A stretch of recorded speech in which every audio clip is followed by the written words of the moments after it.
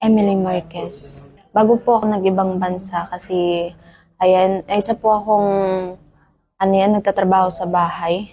Tapos, ang akala ko po kasi is, pag nag-ibang bansa ako is, matutupad ko na lahat ng mga pangarap ko, pero hindi pala. Nag-research po ako sa Facebook kasi gusto ko nga po talaga makapagtapos ng pag-aaral at saka hindi naman po panghabang buhay kasi magtatrabaho tayo sa loob lang ng bahay kasi sa income pa lang po is maliit talaga. Hirap. Opo, mahirap yung trabaho, halos 24 hours kang magtatrabaho, ganun. So, opo. So, kailangan po natin find another resource. So, ayan po, nag-research po ako sa Facebook. So, na-research ko po yan, ICSA. So, I try naman po na enroll. So, okay naman.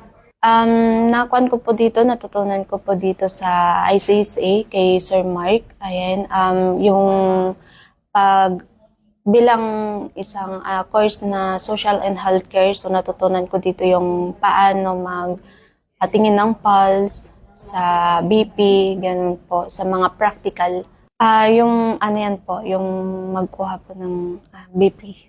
Ang na-experience ko po kay Sir, minsan, ayun, mabait po si Sir po. Tapos, minsan po talaga napaiyak po talaga ako dito sa AC.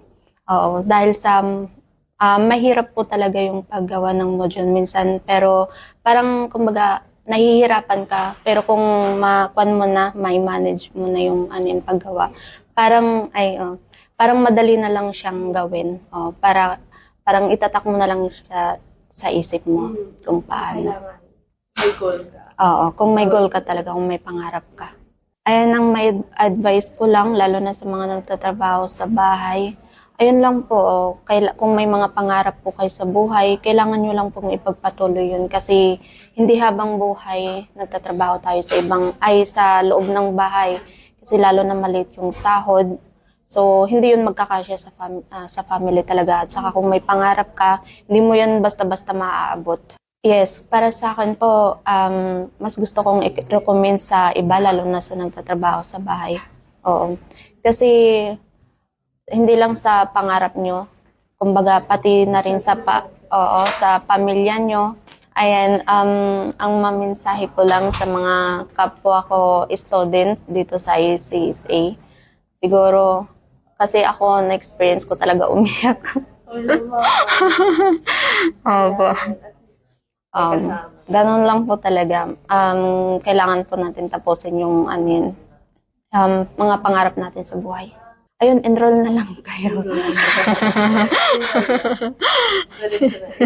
Enroll na lang kayo.